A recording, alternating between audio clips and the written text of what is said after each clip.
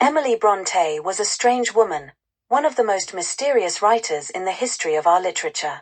Born in August 1818, she was one of 6 children of an Irish parson, who had changed the family name from Bronte.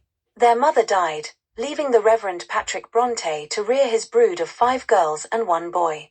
He persuaded his late wife's sister to do the housework at least temporarily, and succeeded so well in his pleas that she remained at their home, Haworth Parsonage, Yorkshire, for the rest of her life.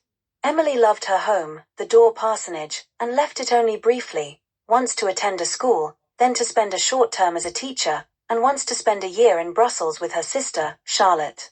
Although there were servants in the parsonage, Emily was mistress of the kitchen, and her homemade bread was famous in the little town. When occasionally her sisters realized that she was absent from the house, they knew where to find her.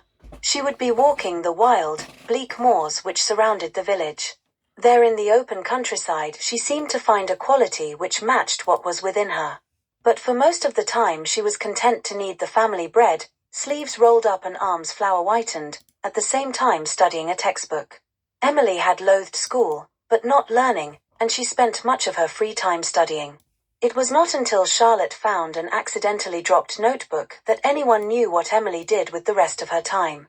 The notebook, which Charlotte read in her own room, was filled with poetry which Emily had written. When it turned out that Charlotte, Emily, and Anne, the other sisters, were dead, were all 3 engaged in writing poetry, they pooled their efforts.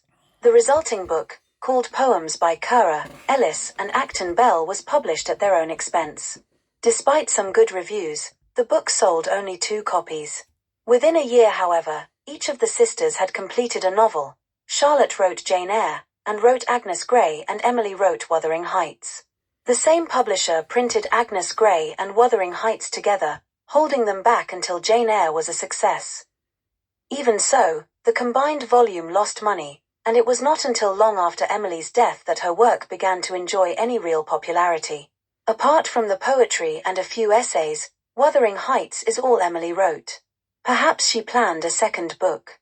But if she did, it is lost, and hints about it are part of the mystery. Emily caught a cold and succumbed rapidly to tuberculosis, which had now killed her brother and 2 of her sisters. In time, Charlotte was also to die tragically, in childbirth, soon after she had married.